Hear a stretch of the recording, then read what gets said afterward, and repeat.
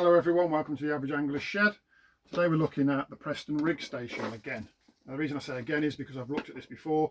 This video is not a review, so if you're tuning in looking for a review, go to the link in the description and that will link you to my review of this, or wait to the end of fast forward to the end of the video and you'll see one of those boxes and you click on that and that will take you to the review of this. What we're going to do today is we're going to do a repair on an issue that I know a lot of people have had. So let's just go straight onto the bench now, and we'll next thing you'll see will be on the bench and I'll talk you through what the problem is and what we're going to do to try and fix it. Right guys, here we are, we're all set up. As you can see here, part of the rig station, those that have got a rig station will know this. This part here is where you put your spooler line. Sometimes you want your spooler line not to move, and so you tighten up your thread and it doesn't move, and that's lovely. But what's happening on this side, which I've used a lot more, is I get to tightening it up and then you'll just watch it. And that's it, it's gone again, it's gone. There it goes, and it's gone, and we know that, and I can pull that out without even unscrewing it, look. So the threads that are in there, because they're plastic, they've worn out. Threads on here are still fine. So then what do we need for this repair? Let's talk about this. You need to get a Helicoil kit. That's what most of them are called, although I think Helicoil is a brand, but it's become the sort of term that everybody uses. And it needs to be for an M12, because these bolts are M12, which stands for 12 mil. Standard 12 mil bolt, which is 1.75 mil pitch. The pitch is the distance between the peaks or the troughs. You know, it's the size of the threads. 1.75 for 12 mil is standard. It's like a coarse, what they call coarse, which is actually standard. You also get fine. I think there's extra fine ones as these as well. So be careful, because I saw quite a lot for sale that were M12 by 1.5 and a couple that were 1.25, and they're not going to work because this is 1.75. So that's what we've got to make sure we do that right.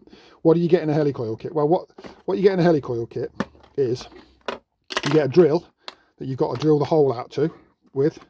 Then you get a tap that you've got to put down the hole, and then that tap allows you to put one of these coils in place, one of these in place here, which has a thread on the inside and a thread on the outside. And that is how it works. So you're going to put basically that metal sleeve in, and you're going to have the inside of it is M12 and the outside of it is this. So they'll screw in. You'll see what I mean in a minute. That's a bit of a mouthful to explain. You need this tool, which is what you use to apply that, and then you need this tool, which is what you use to break that tab off. So that tab there needs to be broken off at the end. You have to hit it down and break it off. That is essentially all there is to it. So what we're going to do is I'm going to set you up. We're going to go through the process and we'll do this. My only concern is that there's not a lot of material there, so I don't know whether or not. Let's have a look at this drill.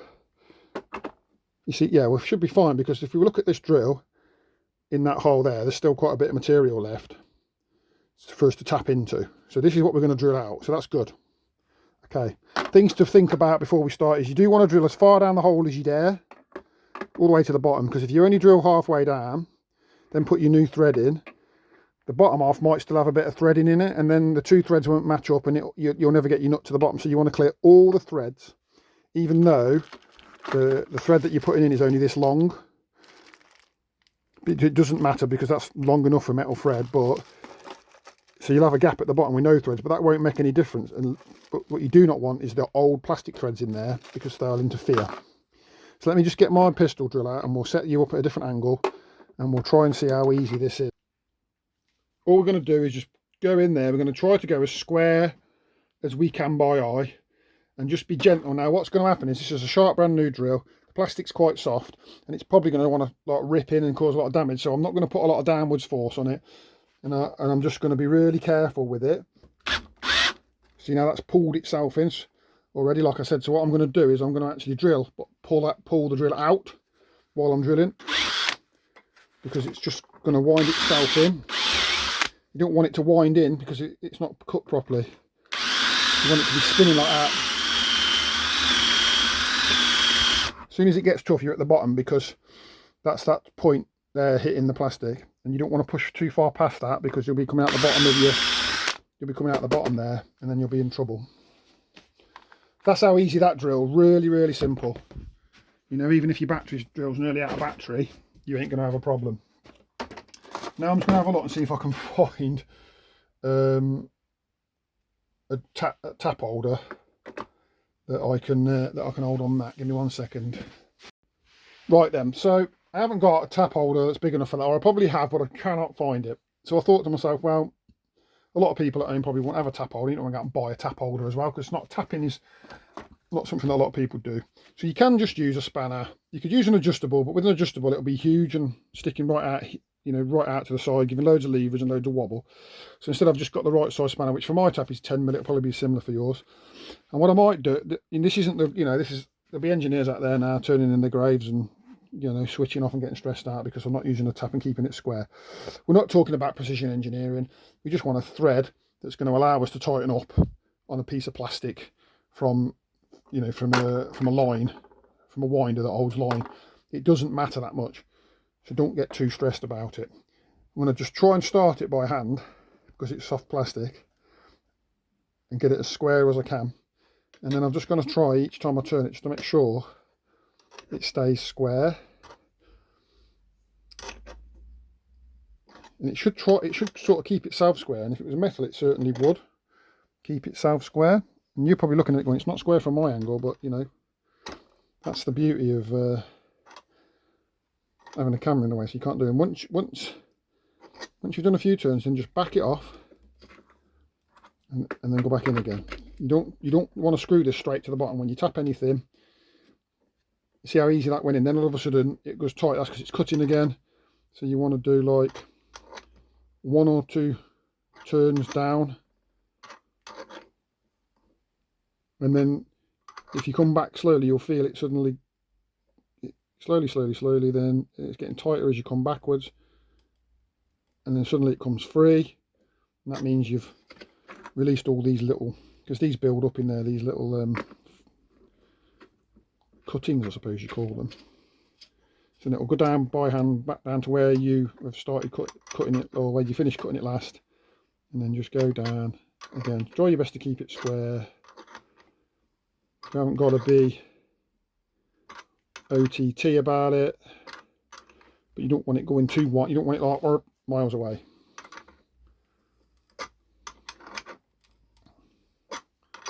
And just back off a bit. You don't have to come all the way out, but I am doing because it's plastic. Keeping all that out of the way, because it'd be really easy to create a problem. You can see now, look.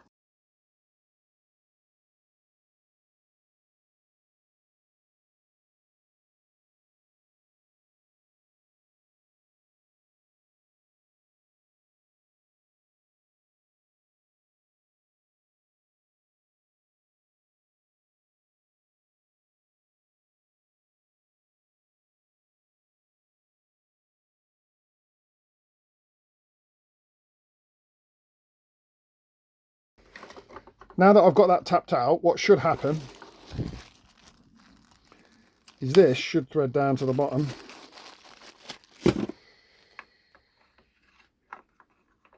This should thread into that hole. Famous last words.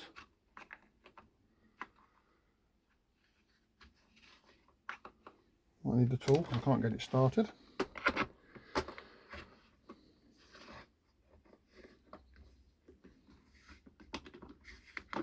There she goes. She's just took a bit of a moment to pick up.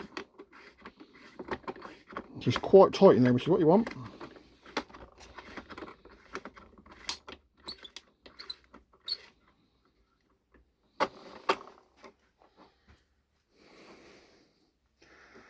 And you'll find that you'll be able to thread that into there now.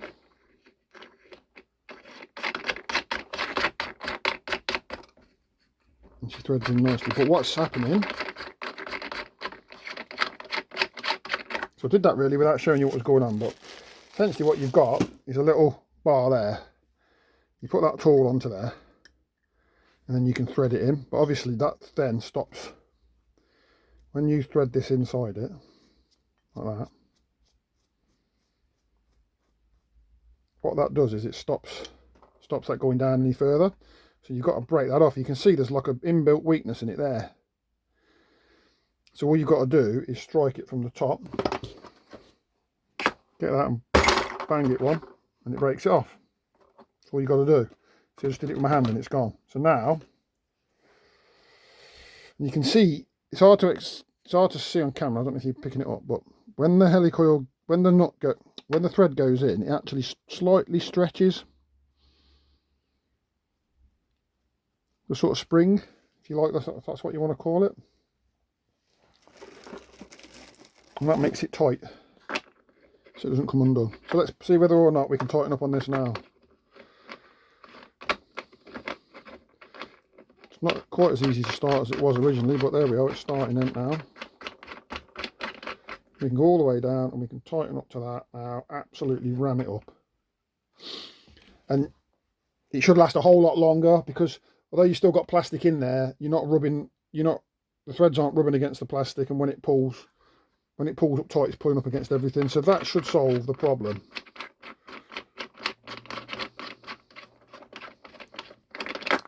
So what I'm going to do is I'm going to repeat the process again on this one, so that so I don't have to stress about it ever being an issue. So I'm going to show you again. Some of you will switch off now, I'm sure, because you've seen it once, but I'm just going to show you again, just in case you missed anything. Like I say, it's quite a tight fit on your drill. Be careful when you're drilling, because it will do that. We'll try and pull the whole thing up.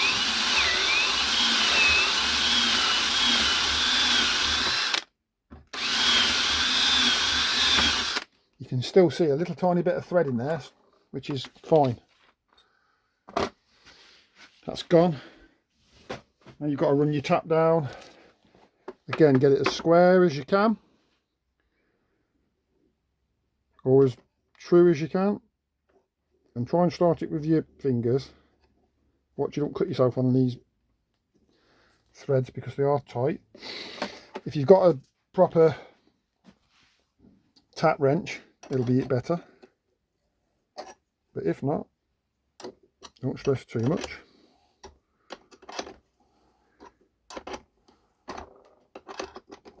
Then we've got to tap it down by going down, and as soon as it feels like it's getting a little bit harder, back off. It cuts all these pieces off, and you can go back down again. I'm going to be a little bit more speedy with this one now. Down. I've got my confidence up now, and back again.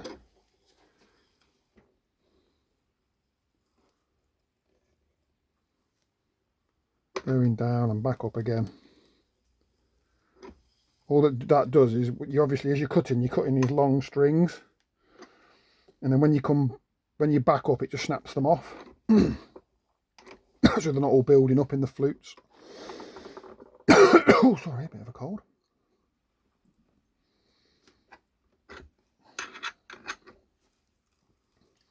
So we've been a little bit more aggressive with it now, because I've got a bit of confidence that I know it's all going to work.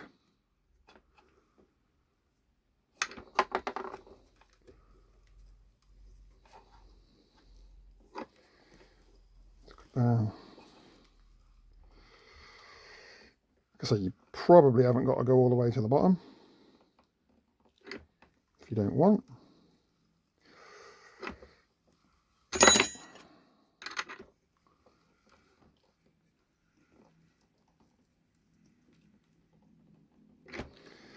That one's gone down even further than the last one, because I got most of the thread in that time. So there, I've done that one much quicker, much less cautiously. I've still got away with it. We're not really taking it back out, so you can just do it that way if you want. You see how it's all built up? That sort of gets in the way if you ain't careful. So there we are, that's all up. Now what I would say is, I wouldn't run this all the way to the bottom, because you might only, if you run it all the way to the bottom, you can see that the nut doesn't quite get there, and if you've got a particularly thick, like this AccuPower one's a bit thicker and it holds off, it might not ever actually get to the threads on the helicoil. So I'll just run it down until it's a couple of thread, till it's gone down like the distance of a couple of threads. So sort of from your point of view, sort of like there. So you can still see it, but it's below the surface. Then you know you're definitely always getting it, even if you've got quite a thick spool on, because some of you might be, I don't know, you might be using it for other things that are thicker than even this. So that's something to think about as well. Get your tool, slot it onto the thing,